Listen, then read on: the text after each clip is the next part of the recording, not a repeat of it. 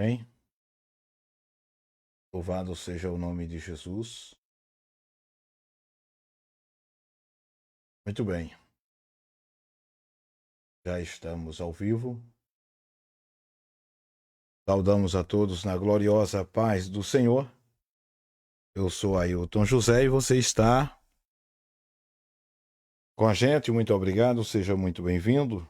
Quero agradecer demais a sua presença, o carinho e a participação. Meus irmãos, hoje com o objetivo de trazer um assunto, o mesmo assunto, porém com mais seriedade e voltado para um público específico, que são os obreiros da Assembleia de Deus de Pão de Açúcar, também é o meu pastor, o pastor Eurival. Bem, queremos falar hoje desse tema com muita exclusividade, porque se faz necessário e é relevante demais, é imprescindível que possamos estar tratando desta causa espiritual para a saúde do povo de Deus. Tá bem? Vamos fazer uma leitura. Eu convido você para ler a palavra de Deus, mas antes eu vou compartilhar aqui nosso link aos amigos do WhatsApp, tá bom? Para que eles possam estar assim também participando com a gente, tá certo? É uma satisfação aí a todos vocês estar aí com a gente, tá bem? Quero agradecer o carinho de todos. Peço a você que compartilhe para que as pessoas tomem conhecimento desse tema, participe, se interesse, pergunte, tá bem?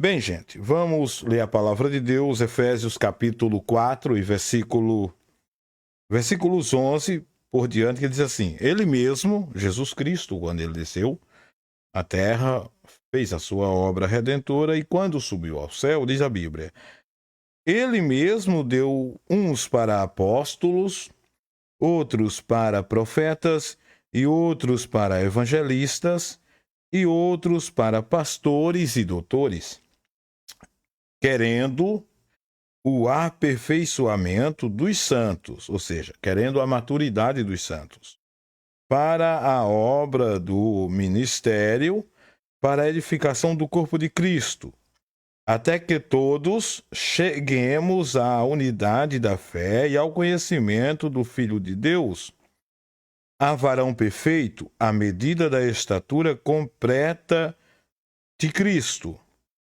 para que não sejamos mais meninos inconstantes, levados em roda por todo o vento de doutrina, pelo engano dos homens que, com astúcia, enganam fraudulosamente.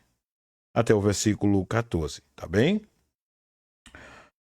Do 11 ao 14, tá certo? O 15 para fechar. Antes, seguindo a verdade em caridade, cresçamos em tudo naquele que é a cabeça, Cristo. Amém? Aqui, Bíblia Sagrada. Bem, gente, o tema hoje, ele é muito enfático. Os nossos vídeos são repetitivos na mesma tecla. Pessoas amigas chegam a me perguntar por quê. Eu sempre toco na mesma tecla, como que se nós não tivéssemos certo grau de dominação de outras matérias da teologia. E por que só tocamos nessa tecla? Bem, fazemos isso porque sentimos o chamado de Deus, a responsabilidade, a necessidade e o dever de estarmos tocando nesta tecla, tá bem? Mas, sim, temos a dominação, pela graça de Deus, de algumas outras matérias interessantes e importantes. Porém, esta é a mais interessante porque ela envolve pessoas, vidas reais, situações até lamuriosas, calamitosas, difíceis da vida real, dos membros da sociedade em geral e também, exclusivamente, os membros da igreja. E refiro-me em especial à Igreja Evangélica Assembleia de Deus, da qual sou membro e faço parte. Então é com essa necessidade que me sinto impulsionado pelo amor de Deus que me foi dado e pelo amor à sã doutrina, que sinto essa chamada necessária para cumprir, tá bem? Então agradeço demais àqueles que me compreendem. Vamos começar direto ao assunto, a nossa live, tá? Quero, em especial, é isso, o tema da nossa live é o terceiro convite aos obreiros da Assembleia de Deus de Pão de Açúcar, na data de 4/8/2025, tá certo? Bem, fazemos esse estudo porque não é novidade que o divórcio no Brasil, depois de sua liberação em 1977, no dia 26/12/1977, foi aprovada e passou a vigorar no país o divórcio. Não é novidade que os casais começaram a oficialmente serem destruídos pelo divórcio. O divórcio é o fim do casamento. Então, no relato que o IBGE lançou, só em 2023, o Brasil registrou 440.827 divórcios, de acordo com o IBGE. Este número representa um aumento de 4,9% em relação a 2022, quando foram contabilizados 420.039 divórcios. A pesquisa do IBGE também mostrou que 81% dos divórcios foram judiciais e 18,2% extrajudiciais, ou seja, os divórcios que estão acontecendo no país em 81% são realizados oficialmente, não tem mais volta, são divórcio registrado no cartório, e 18,2% são extrajudiciais, informa o IBGE, tá certo? Bem, dito isso, queremos trazer uma palavra ao irmão e à irmã, ou à pessoa, ele ou ela, que se encontra divorciado ou divorciada e que se casou de novo. Veja bem, se o irmão é divorciado ou divorciada e casou de novo, deixo claro que não temos, eu, Ailton José de Lima, não tenho nada contra você, pessoalmente. Nada pessoalmente contra você. Não tenho nada contra o seu casamento. Eu, Ailton José de Lima, não tenho nada a ver com o seu casamento, com a sua forma de viver, com a sua forma de escolher com quem se casou, se você é homem ou mulher, se você é crente ou não. Não me interessa essa particularidade que é exclusivamente sua. Portanto, deixo bem claro que as relações de segunda união, terceira, quarta ou quinta, ou seja lá quantas vezes você tenha se divorciado e casado de novo, isso é um problema seu. Deixo claro que esta questão não me afeta, tá? Não é isso. Não é a particularidade das pessoas que me interessam. Não é a vida pessoal dos cônjuges casados e divorciados e casados de novo. Não é isso. O meu debate, a minha discussão, ela é filosófica, ela é teológica, ela é bíblica.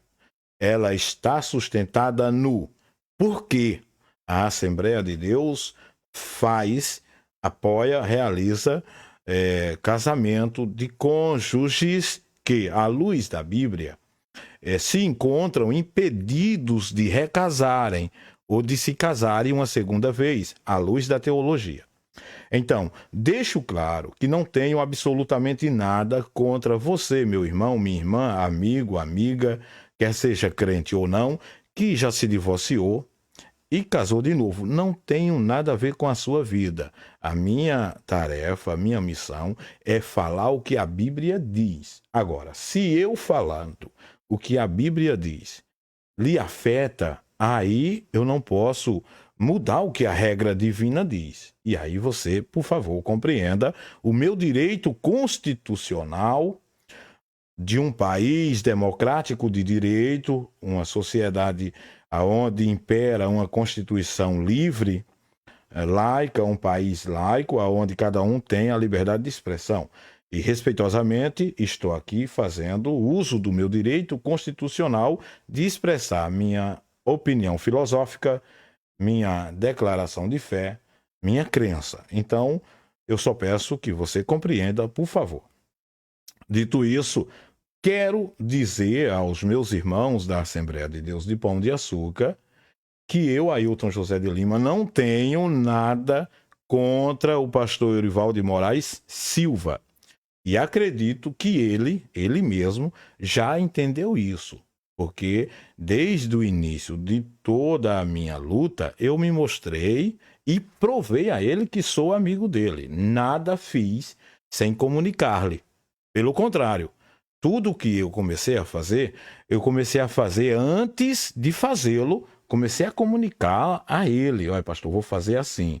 Olha, eu vou fazer assim. Pastor, vou fazer assim. Inclusive, tive a necessidade de fazer um dossiê e enviar para alguém. Fiz uma cópia para mim, fiz a cópia para o teólogo, doutor, que ia receber o dossiê, e para provar ao pastor Ival que queria mantê-lo informado de tudo quanto estava fazendo, fiz uma cópia e também entreguei em suas mãos para que ele tivesse a par de tudo, de todo o conhecimento de tudo que eu estava fazendo, tá bom?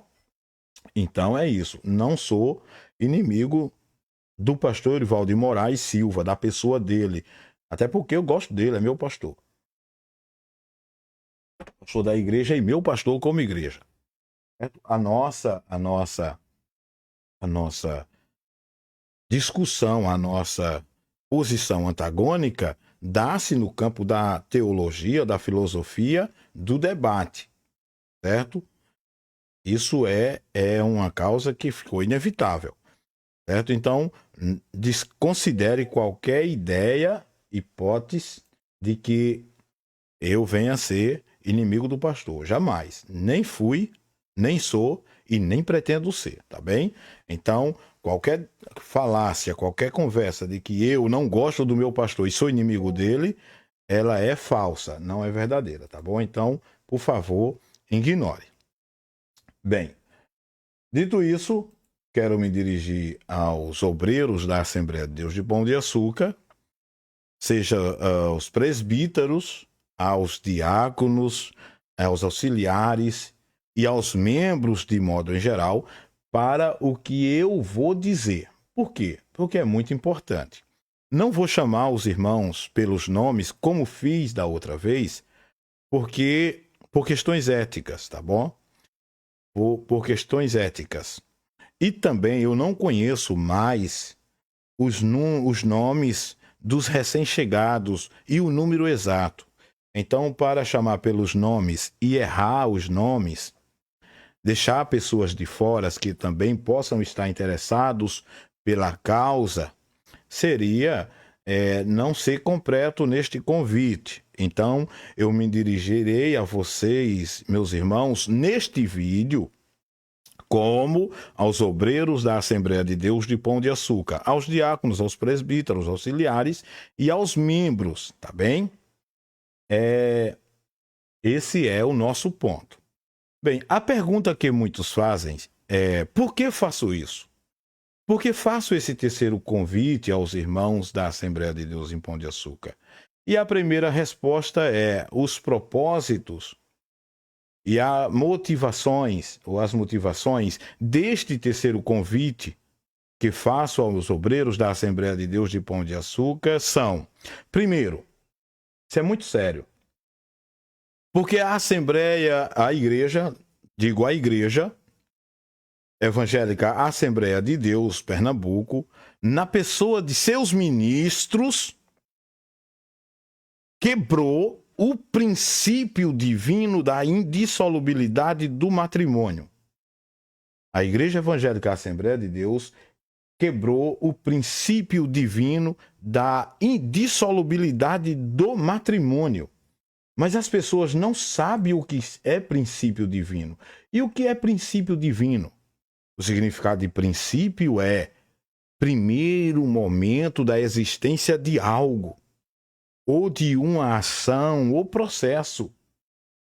Verdade fundamental de uma ciência ou de uma arte, teoria, preceito, norma. Então, os pastores da Assembleia de Deus, relacionado ao tema do casamento, eles quebraram o princípio fundamental do matrimônio, de sua indissolubilidade.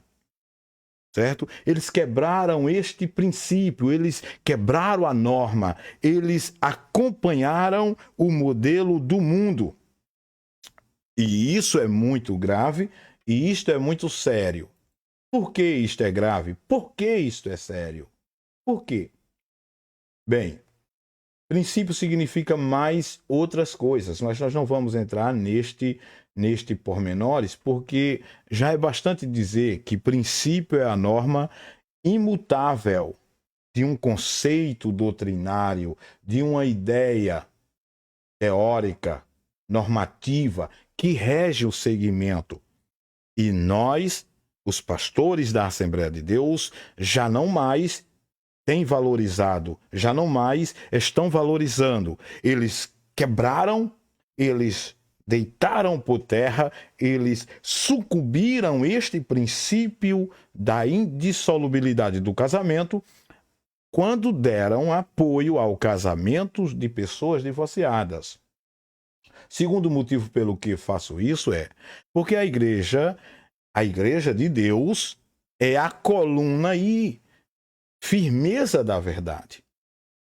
A igreja é a coluna e firmeza da verdade em todo o globo terra. Portanto, qualquer que a represente deve falar somente a verdade. Está escrito isso em 1 Timóteo, capítulo 14, aliás, capítulo 3, versículo 14, 15 e 16. Assim, quer seja pastor, quer seja presbítero, quer seja diácono, quer seja auxiliar, quer seja membro comum da igreja, quer seja congregado, qualquer pessoa que represente a igreja deve exclusivamente falar somente a verdade, porque este é o dever do verdadeiro cristão.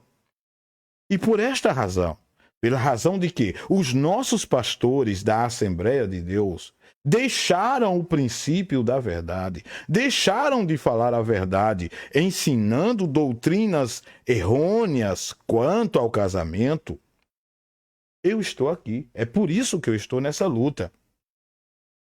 É por isso que eu estou nessa batalha com você, com os meus irmãos obreiros, com a Bíblia. Ora, vocês acham que eu não medito, não me pergunto se eu estou certo ou se eu estou certo somente aos meus próprios olhos? Se de fato Deus não perdoou ao crente divorciado e casado de novo que veio para a igreja e que, quando veio para a igreja, já veio recasado, e que agora Jesus perdoou-lhes os pecados, você acha que eu não me pergunto se eu não estou agindo como um homem nécio, ignorante, quadrado, antiquadro, não aceitando que estas pessoas tenham sido perdoadas? Eu me perguntei muitas vezes e ainda me pergunto. E quanto tempo faz, irmão Ailton, que você se pergunta? Ora, não faz nem nem meia hora, nem 40 minutos. A gente se pergunta, por ver que o relativismo bate com muita força à nossa porta. O efeito de que os nossos pastores, líderes da Assembleia de Deus, deitaram a verdade por terra, acompanhando o sistema do mundo, faz com que esse sentimento leviano, faceiro, ilusório, venha ao nosso coração, à nossa mente, nos causando temor. Porque aqueles que eram para nos ensinar a verdade divina, que é o princípio divino preconizado por Cristo, falado por Jesus, defendido pela igreja verdadeira, os pastores que eram para nos defender estão mentindo para nós ao apoiarem, a aceitarem, a receberem como que se normal fosse o casamento de pessoas divorciadas.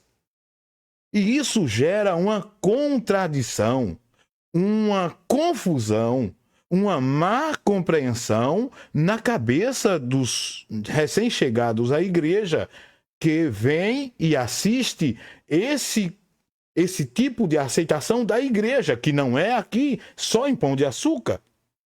E não é só em Pernambuco, mas em todo o país. Então, na mente dos que já estavam, há uma confusão. Ora, mas por que a igreja, antes de 1977, vamos dizer 20 anos, quando no Congresso Nacional nem sequer se falava de um segundo casamento ou de um divórcio? De um segundo casamento, não. Nem sequer se falava de um divórcio. Porque a igreja mudou. A igreja, no modo geral, a Igreja de Cristo, a Assembleia de Deus, ela acompanhava a Bíblia, enquanto o país acompanhava a Bíblia. O nosso Brasil, ele acompanhava a Bíblia até 1977, quando os militantes, na busca pela liberdade e o direito do divórcio, ganharam a causa. Quando o país abriu a brecha legal para o divórcio veio então aí a mudança também da igreja acompanhando os sistemas do mundo.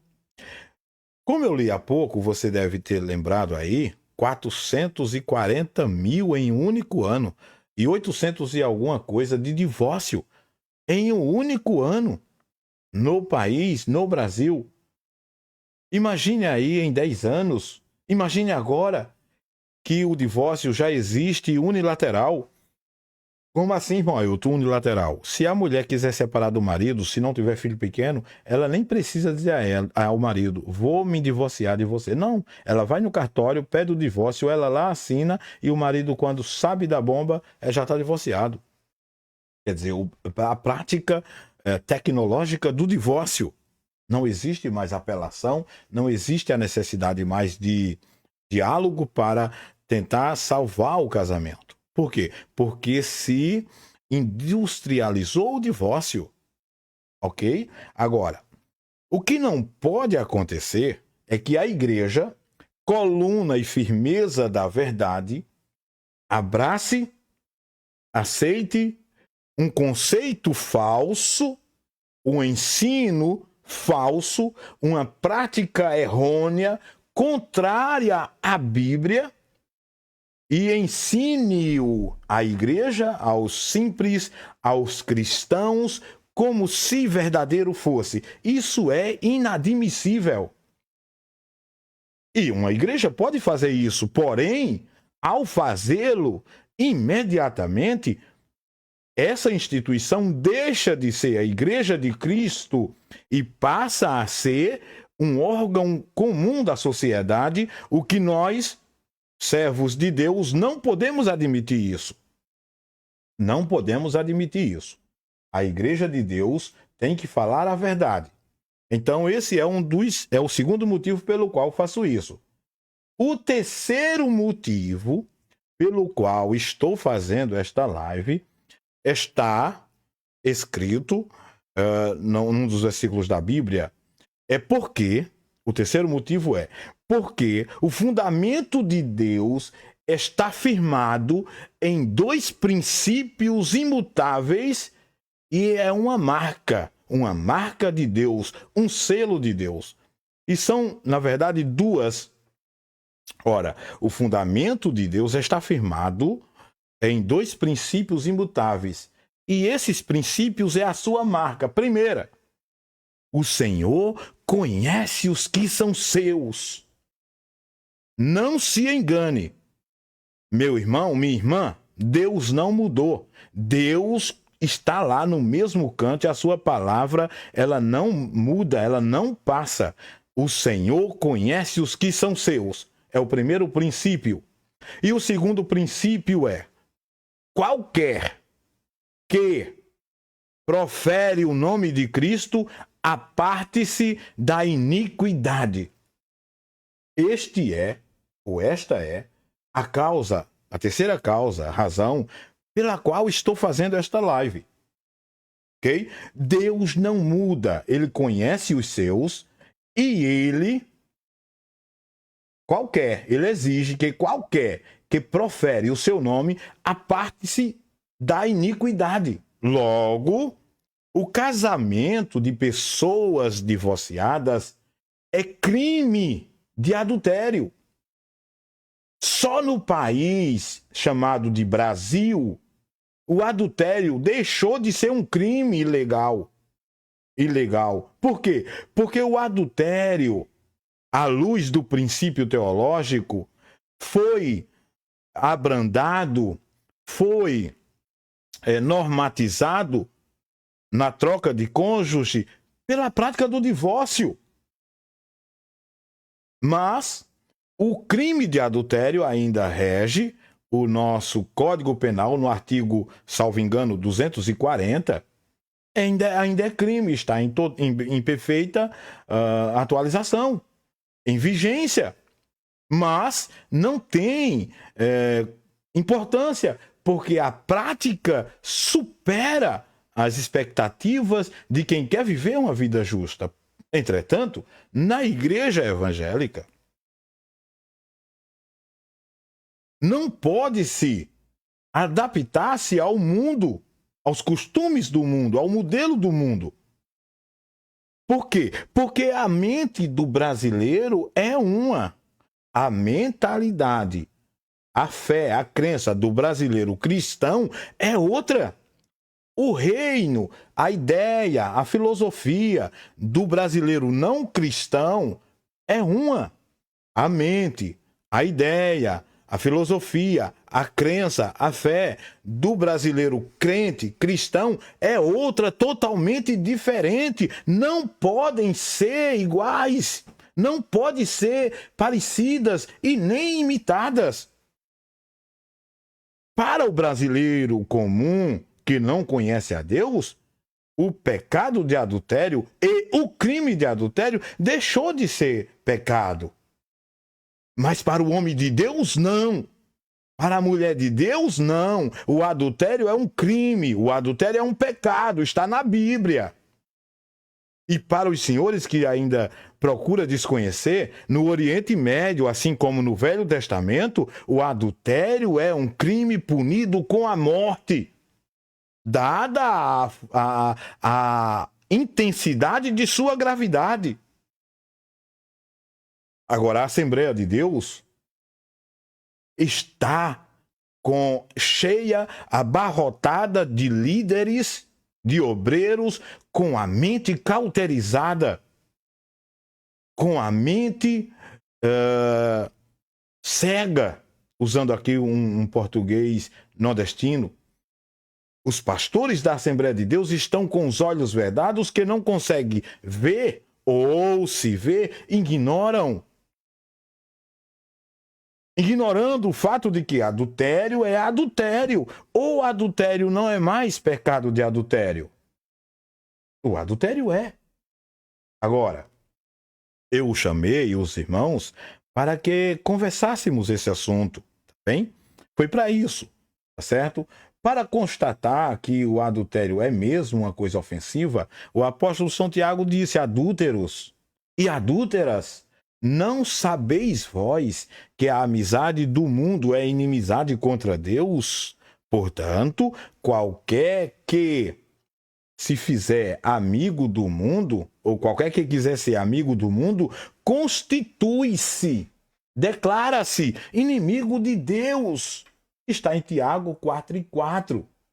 Bem, a quarta razão pela qual eu estou fazendo esta live, este convite, este terceiro convite, é para esclarecer a diferença entre desquite, as palavras desquite e o divórcio, a palavra divórcio, inseridas no contexto de Mateus capítulo 5 e versículo 31. Por que friso dessa maneira? Por quê? Porque Mateus capítulo 5 e versículo 31, nesse contexto, está ali a palavra desquite, em algumas traduções, e no mesmo contexto a palavra divórcio. E no livro que eu estou escrevendo, está bem definido estes dois pontos, essa distinção. O que é o desquite? Veja bem, o desquite era a única solução legal. Quando eu falo legal, eu não estou falando joinha, eu estou falando legal no sentido latino de lex, da lei. O sentido legal, quero dizer aqui, a única ação da lei legislativa que solucionava um problema entre os cônjuges. Digamos, é uma hipótese. Duas pessoas se conheceram, José e Maria, são nomes hipotéticos, tá? Se conheceram e se casaram. Só que o José começou a espancar a Maria, muito, batia demais. E eles eram ricos, estou falando de hipótese, e eram casados no civil. E daqui a pouco ela disse: olha, eu vou deixar você. E eu não aguento mais não. Só que o casamento no país, quando não tinha divórcio, era indissolúvel. Indissolúvel. Como é a regra principesca do casamento, é indissolubilidade. É o casamento bíblico no civil, é esse. Então o que acontece? Dentro dessa possibilidade, não tinha divórcio no país, não existia divórcio. O que era que se fazia então, irmão Ailton? O homem continuava batendo na esposa e ia matá-la. A mulher ficava como que atormentada com medo de tal marido. Mas ela tinha trabalhado a vida toda. Vamos dizer que tinha 5.000 cabeças de gado, 30 hectares de terra, ou 100 ou 200. Tinha casas alugadas. Ia deixar tudo para o marido? Não, são casados. Aí o que fazer? Para que evitasse a morte da esposa, o que se fazia? A lei tinha uma solução legal.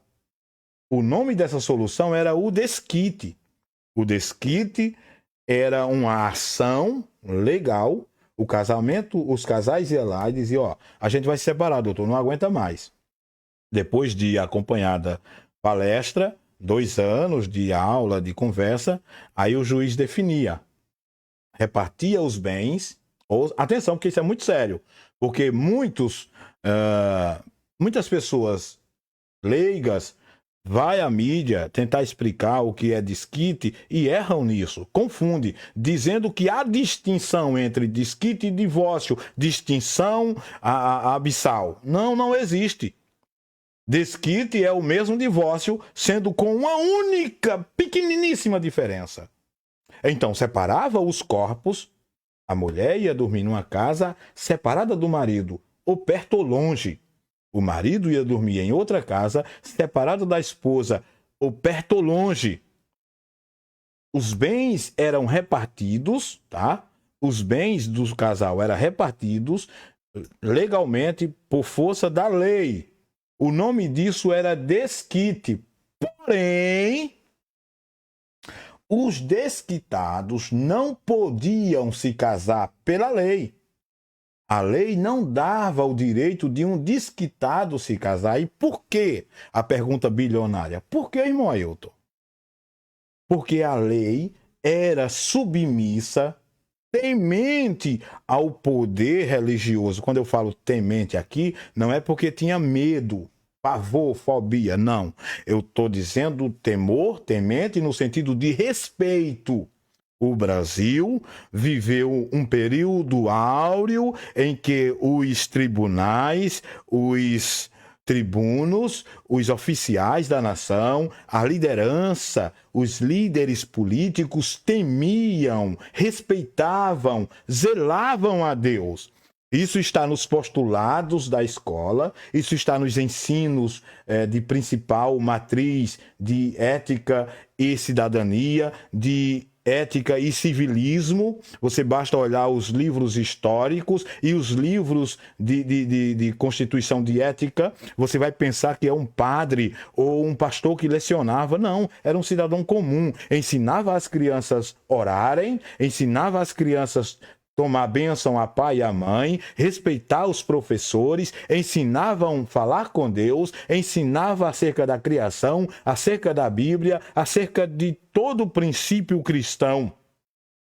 E tínhamos pais. Então, por força do poder religioso, que era benevolente e era totalitário, no sentido de abrangente na nação, os homens, o poder legal, dava essa concessão. A gente separa, mas não admite um novo casamento dos cônjuges. Tá bem? Isso era o desquite. Mas o que era o desquite, então? O fim do casamento.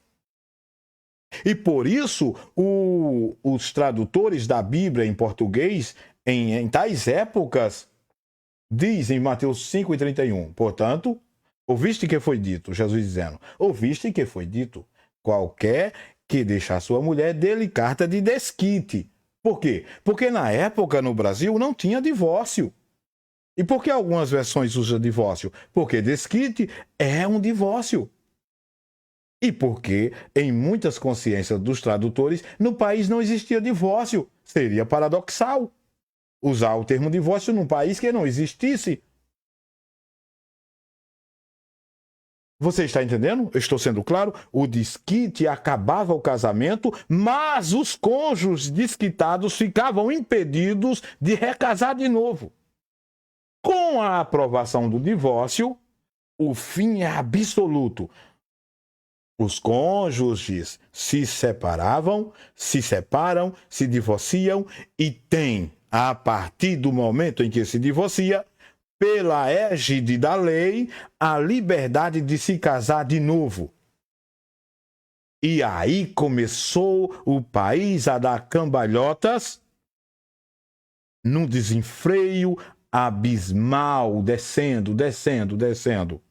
E o que me admira é que a Igreja Assembleia de Deus, como que se não tivesse ensinamentos nas Escrituras, como que se não tivesse guia inerrante para seguir, começou a seguir o padrão do mundo. Isso é vergonhoso para uma instituição que diz ser a coluna e firmeza da verdade. Então, esta é uma das motivações, a quarta, que me levou a estar aqui, para esclarecer esse texto. Para esclarecer essa diferença. No nosso capítulo 2, terminamos o capítulo 1, vamos fazer perguntas fundamentais dirigidas aos obreiros da Assembleia de Deus de Pão de Açúcar e também aos pastores da igreja em geral, pastor Ailton e todos os teólogos. Então vamos aqui às nossas perguntas. Pergunta número 1. Por que vós, pastores da Assembleia de Deus, mudaram o verdadeiro ensino da Bíblia para ensinar outra doutrina que nós não temos aprendido? Por quê, pastores? Por quê? Os senhores não sabem que estão confundindo a mente dos recém-chegados? Vocês não percebem que estão acabando com a consciência cristã, bíblica, cristocêntrica do verdadeiro ensino? Vocês não estão enxergando que estão normalizando o pecado de adultério no que está pregonizado pelo Senhor Jesus Cristo, quando afirmou claramente que se a divorciada se casar, comete adultério, e que o homem que casar com a divorciada também comete adultério. Que se o marido deixar a esposa e se casar com outra mulher, comete adultério. E que se a mulher deixar seu marido e se casar com outro homem, ela comete adultério. E o homem que se casar com ela igualmente também comete adultério. Vocês não estão percebendo a gravidade desse comportamento espiritual pecaminoso dos senhores, de vós, pastores, obreiros da Assembleia de Deus, ministros do Evangelho? Recusais ensinar a verdade, recusais falar de coisas que são necessárias, fundamentais para a saúde espiritual da igreja. Como podeis dizerdes ao mundo que sois porta-voz da verdade, se mentis pregando doutrinas falsas? Como podeis encarar a Deus nas orações quando infringis a palavra de Deus, permitindo que pessoas divorciadas subam ao púlpito para cantar, para pregar, para ensinar, para falar a palavra, quando esta pessoa está espiritualmente em pecado de adultério, está espiritualmente em pecado contra Deus, em um estado deplorável espiritualmente falando, dentro da teologia bíblica, porque não sou eu quem digo, é a Bíblia. Porque vocês apoiam o casamento de pessoas divorciadas, dando a estas pessoas oportunidades.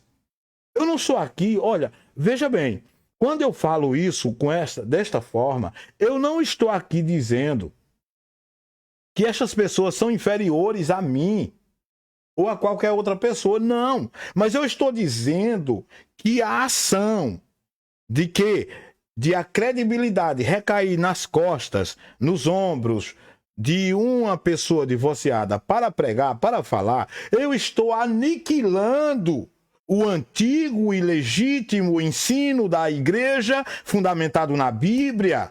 Eu estou declarando publicamente que a igreja mudou, que a igreja está acompanhando os segmentos do mundo.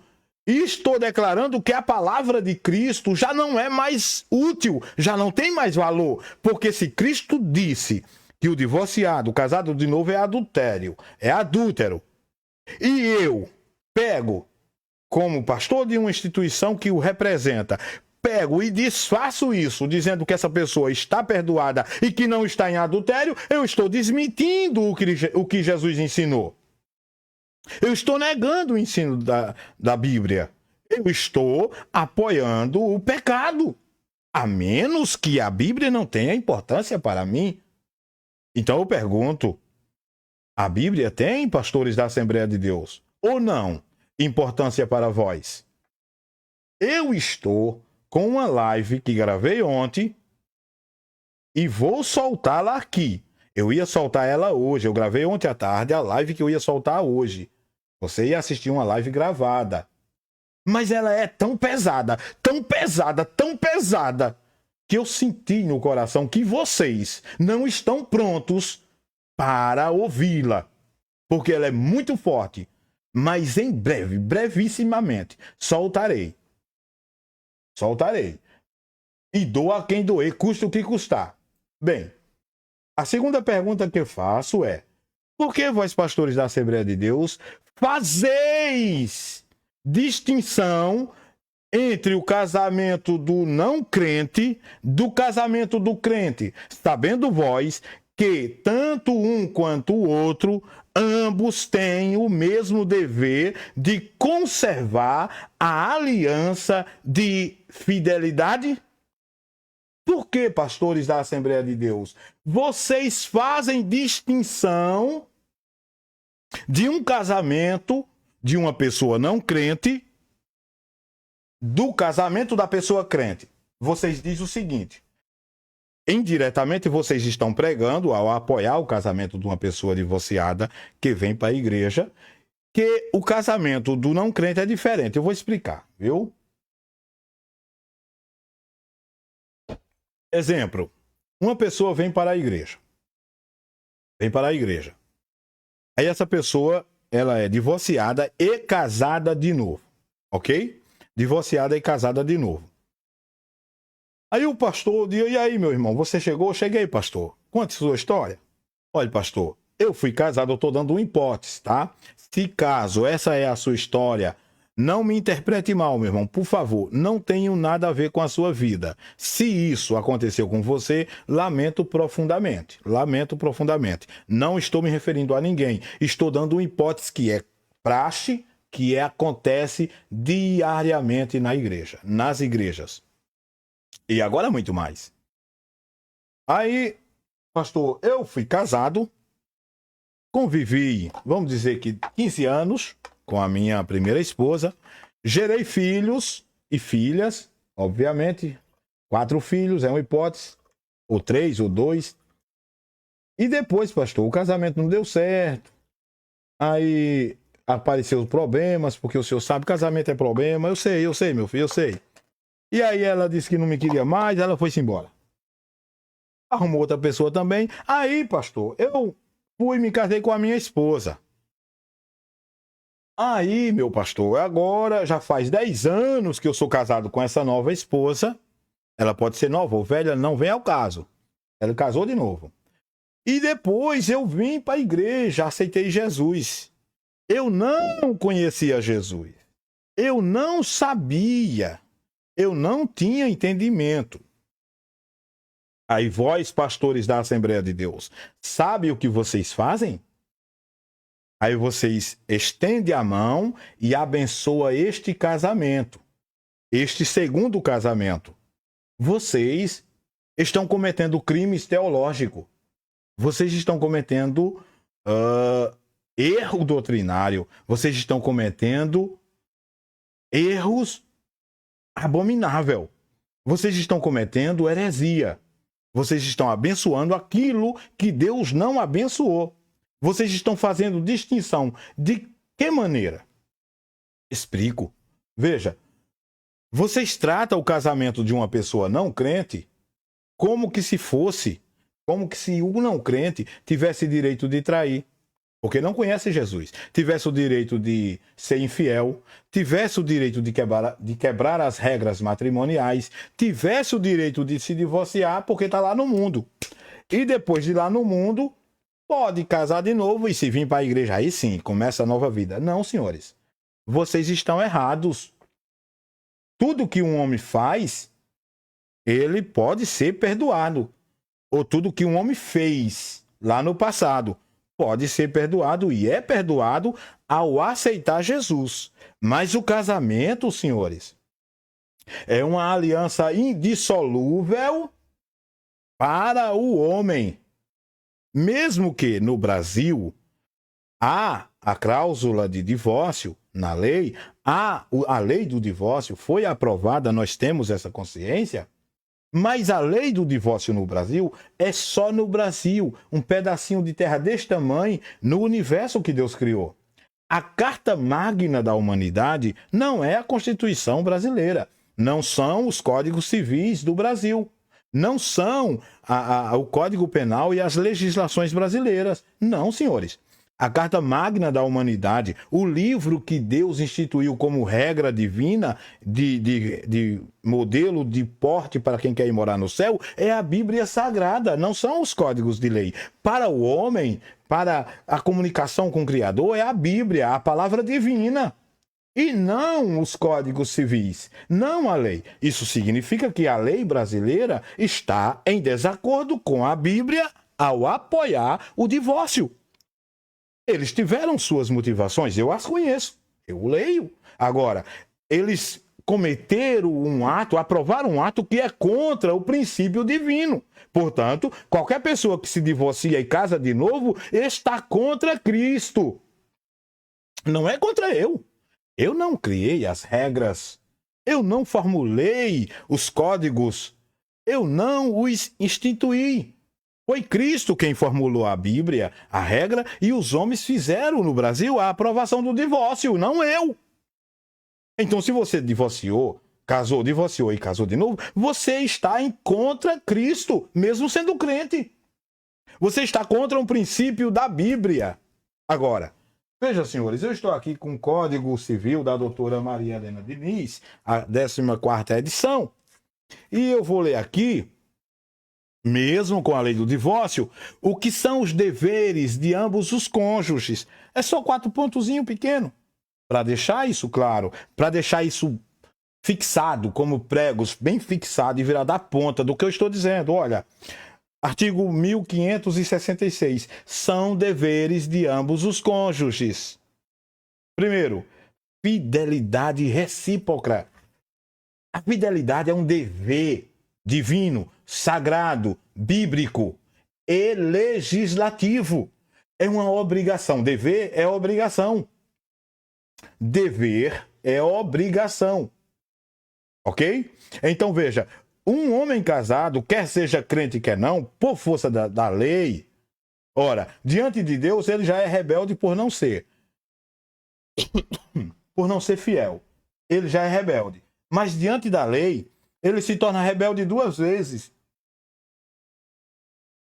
Perante a lei de Deus e perante a lei dos homens. Então veja, são deveres de ambos os cônjuges, fidelidade recíproca. A mulher deve ser fiel ao marido em tudo. O homem deve ser fiel à esposa em tudo, quer seja crente, quer não. Mas os divorciados e casados de novo vêm para a Igreja Evangélica Assembleia de Deus e os pastores consideram isso uma besteira, uma coisa simples, porque ele foi infiel à esposa ou ela foi infiel ao marido e agora eles recasaram no mundo, vem, Jesus perdoa todos os pecados. Está errado, viu? Jesus perdoa todos os pecados, mas tem as regras. Nós chega lá, peraí que nós chega lá. Segundo, vida em comum no domicílio conjugal. A vida em comum, ela é perdurável, filhos. Senhores, irmãos, amigos, ela é perdurável. A regra é fidelidade recíproca. Vida em comum no domicílio conjugal, familiar. No domicílio conjugal, vida em comum. Todos iguais, todos convivendo, todos mantendo a unidade, o amor. Quando? Enquanto a vida existe, é vida, convivência, vida, existência comum. Olha aqui o princípio da indissolubilidade subjetivamente aparecendo nos deveres do casamento, mesmo tendo o divórcio, mas está aqui o dever. Ó. Terceiro, mútua assistência. Sabe o que é mútua assistência? Um assiste o outro. Não é um tucalha o outro, é um apoia o outro. O marido apoia a mulher apoia ao marido. Eu ouço na minha forma imaginária que alguém deve estar se perguntando, sim, e quando a mulher é ruim? Quando a mulher trai? Ou quando o marido trai? Veja, quando o marido trai, ele é rebelde. Quando a mulher trai, ela é rebelde. Quando o marido bate na esposa por motivos racionais ou irracionais, certo? Por motivos fúteis ou justificáveis, entre aspas, que eu acho que é pura grosseria e covardia, é falta de diálogo, mas também tem mulheres que soltam o verbo mesmo e tem homens que perdem a cabeça, isso é um caso, não vem um caso. Quando isso acontece, esses dois ou esse indivíduo está errado. A norma divina não muda. Atenção, senhores. A norma divina não muda e nem mudará, não mudará, porque 1, 2 ou 3 pessoas ou 10 milhões de pessoas no mundo quebraram a regra. Ela não muda. A norma divina não vai mudar, não vai tolerar a infidelidade, a incompreensão, a ignorância, a maldade de certos cônjuges porque não cumpriram o dever, porque foram infiéis. Não justifica porque a mulher foi deixada, ela casar de novo. Claro, há uma justificativa, uma razão para ela ter feito isso. A necessidade, é claro. Agora não está justificada diante de Deus, está em pecado. O marido é abandonado pela esposa. Esse marido precisa de uma esposa. É claro que ele precisa, mas não está justificado diante de Deus. Está em adultério. Ah, por que você se casou? Minha mulher me deixou, casei de novo. Então você é igual a ela, é adúltero. Agora, vamos para o quarto. Sustento, guarda e educação dos filhos. Respeito e consideração mútuos. É o quinto dever conjugal dos cônjuges em geral. Estas regras não são apenas para os crentes pastores da Assembleia de Deus. Não são. São para os casados, bem como toda regra matrimonial. E quero deixar claro, senhores, que essa Constituição aqui, este código, ele tem como princípio básico a Bíblia, tá? A Bíblia, lamentavelmente, a igreja fracassou no protesto contra o casamento de pessoas divorciadas lá no passado, em 1977, quando permitiu-se que apoiou-se, porque os pastores silenciaram, certo? Então, vamos para a nossa próxima pergunta. Os pastores da Assembleia de Deus fazem distinção de casamento, de crente e de não crente. A Bíblia não faz. Casado é casado, quer seja crente, quer não. Terceira pergunta. Por que ignoreis a regra da igualdade, da indissolubilidade? Porventura não sabeis que a regra é geral? A regra é geral. Como eu falei aqui, a regra da indissolubilidade é geral. Se um casal crente, ele se divorcia, ambos não podem se casar de novo. À luz da teologia, tá, gente? Eu acabei de dizer que a lei apoia. Se um casal incrédulo de pessoas não crentes, eles se divorciaram, não estou aqui citando motivos, tá? Independentemente de quaisquer motivos que sejam, quaisquer pessoas que se divorciarem não podem casar de novo. Se casarem, à luz da Bíblia, estão cometendo adultério. Então, aonde é que os pastores fazem esse erro, essa distinção? Aonde eles estão errando? Por quê? Porque a causa da separação, ela é valorativa. Ou seja, o divórcio aconteceu. Como eu falei há pouco no exemplo, o marido é abandonado pela esposa, ele ficou sozinho com 5 filhos e ela foi embora com outro homem. Esse marido vai precisar de uma esposa para cuidar dessas crianças, fazer a comida dele, cuidar dele, tá? Servir de esposa, de mulher na cama para ele, que ele tá morto, ele tá divorciado, mas ele não tá morto. Sim ou não? Vai ou não vai? Vai. Vai. E essa mulher que foi embora, ela foi embora por covardia. Porque ela não quis sustentar o peso da vida a dois, que é pesado. Tá? Então, esse marido é um caso de extrema necessidade. Precisaria sim. Precisaria sim. Em outra hipótese, o marido espancava severamente a esposa. Aí ela não aguentou mais, foi embora para a casa da mãe. Aí ele foi, arrumou outra mulher, foi-se embora. Ela deu graças a Deus. Isso é casos de hipótese, tá, gente? Ela deu graças a Deus e aí sim, agora ela casou de novo. Chega na igreja, por que você se casou? Porque meu marido batia muito em mim. Aí eu fui para casa de mamãe, ele arrumou outra pessoa, aí eu me casei de novo. Essa mulher estava certa a deixar esse marido? Sim, estava.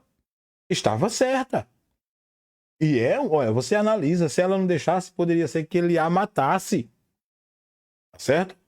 A mulher casou-se, gerou 2, 3 filhos com o marido a deixou por uma bem novinha. Essa mulher ficou sozinha com os filhos, abandonada. Aos 40 anos, eu estou dando hipótese, ou aos 50, ou aos 30, ou aos 25, a vida todinha pela frente. Essa mulher precisaria de um homem para protegê-la, sim ou não? Sim. Precisaria de um homem para estar em sua casa, mantendo, trazendo alimento, trazendo roupa para seus filhos. Precisaria sim ou não? Precisaria.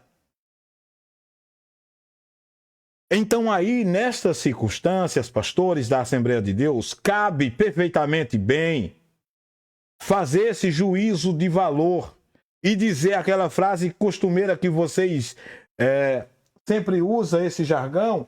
Eu acabei de lê-lo aqui, guardei ali na pasta que vocês trouxeram para ensinar, na folha de ensino, que cada caso é um caso. Cada caso é um caso, sim. Cada caso de separação é um caso de separação. Mas a regra de Cristo para quem é divorciado não é regra valorativa. É norma geral e, portanto, imutável. A lei que diz que a mulher abandonada não pode casar de novo é a mesma lei que diz que o homem que foi traído não pode também. Jesus, quando instituiu a lei do divórcio, ele deu a sua proibição, ele deu em regra geral, em nível geral. Separou, ponto. Não pode casar de novo, ponto. É claro que cada caso de separação tem uma história diferente e isso nos fere o coração, isso nos dói na alma, ver a necessidade dos nossos semelhantes e saber que padece por causa da covardia e da injustiça de um cônjuge que resolveu abrir mão dos votos matrimoniais e sair, abandonar seu parceiro, aquele a quem ele prometeu fidelidade até a morte. Mas a norma de Cristo não permite, porque ela é imutável e vocês estão esquecendo disso. Por quê? O que lucreis com isso? Qual é o interesse de ocultar essa verdade? Essa live ela é bem maneira, eu vou soltar a pesada. Acho que talvez deu já 8. A pesada vem aí, é muita coisa, vocês não podem ouvir hoje, porque é muita coisa. Aí, vocês estão dizendo a essas pessoas que se encontram em pecado de adultério que elas estão salvas, que elas estão abençoadas, que elas estão aceitas por Deus? Bem, à luz da Escritura, elas estão em pecado de adultério. E vocês, pastores, são os responsáveis por alimentar, por incentivar que outros que se encontram em desejo de divorciar-se também, por picuinhas, tome a mesma decisão de divorciar-se, porque sabem que amanhã ou depois poderão se casar de novo, apoiados por um pastor da Assembleia de Deus. Então, por que ignoreis a regra da igualdade, da indissolubilidade do matrimônio? Por quê? Pergunta número 4. Por que vós, pastores da IADPE, Igreja Evangélica Assembleia de Deus de Pernambuco, permitistes que nas lições das EBDs, das escolas bíblicas dominicais, fosse ensinadas uma falsa doutrina que contraria o ensino da verdade, dizendo ao divorciado que ele pode se casar de novo e que ele não estaria cometendo o pecado de adultério? Por quê? Porque permitiram lições como essas que estão aqui nas minhas mãos. Por quê? Por que vocês permitiram isso? Olha, são 4 lições, e tem umas outras 4 ali, que poderiam ter sido incisivas. Essas aqui são claramente, elas ensinam claramente que o divorciado pode casar de novo, que não estão em pecado de adultério. E o efeito está aí nas nossas igrejas, irmãos. Porque um homem como esse que escreveu esse livro, um teólogo de renome como esse, foi e ensinou num livro e numa lição, a qual queimei, né?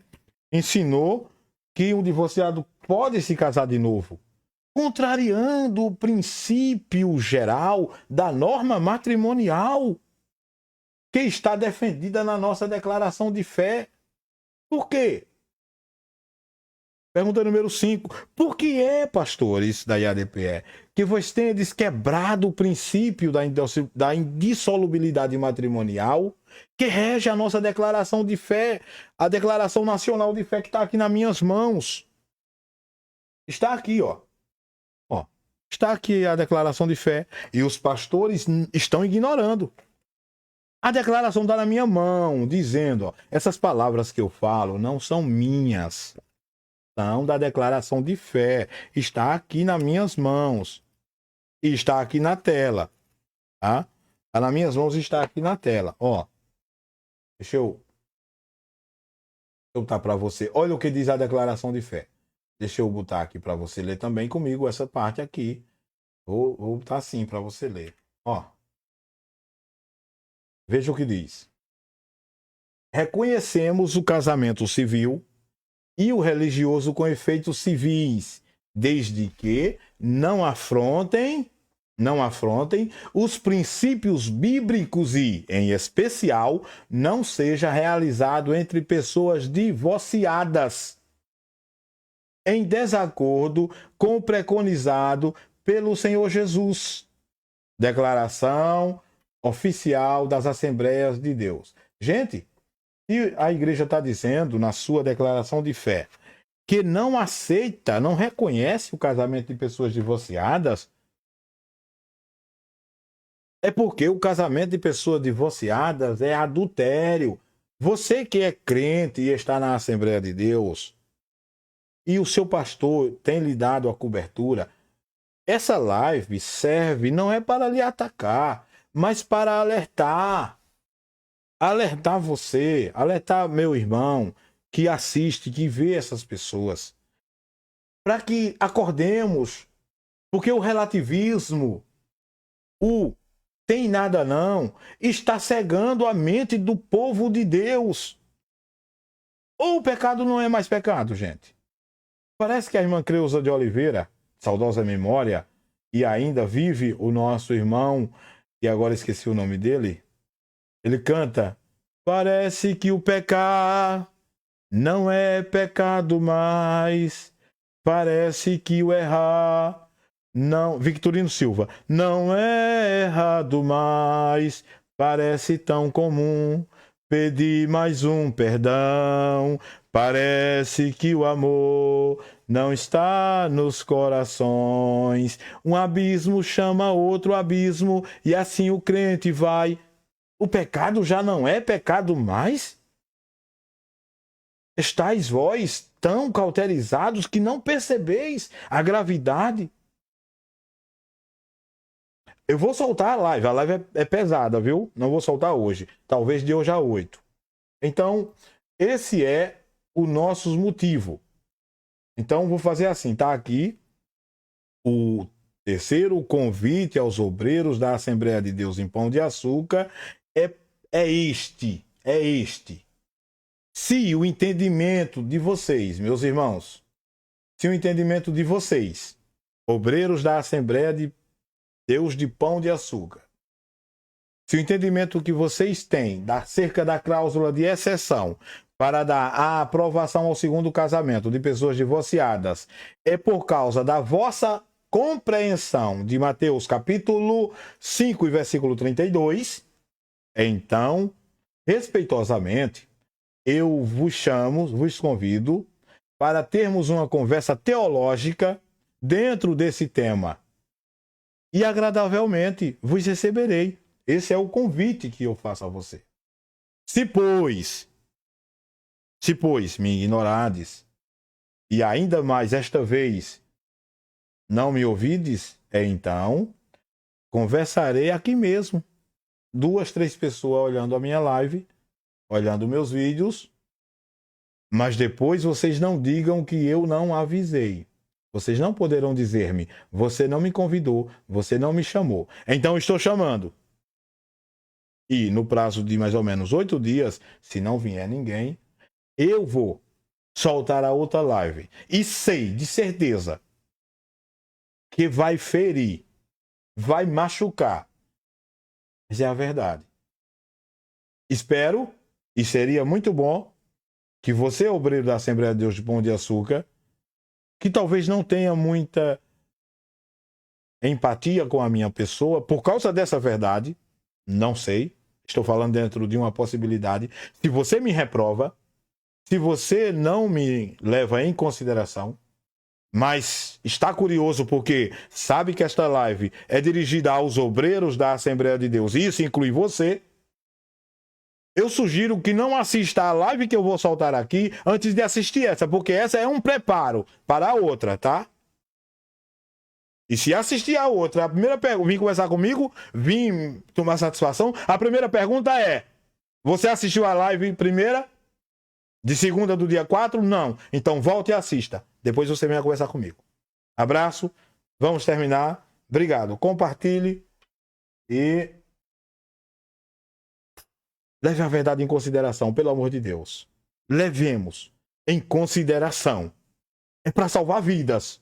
A igreja não pode andar segundo os caminhos do mundo. A igreja não pode, não deve seguir o padrão do mundo, senão não vai chegar no céu. A igreja não pode imitar os costumes do mundo. A igreja deve andar na presença de Deus e o crente verdadeiro falar somente a verdade, porque só assim agradaremos a Deus e seremos cheios do seu poder. Amém? Fim de live. Obrigado. Deus abençoe.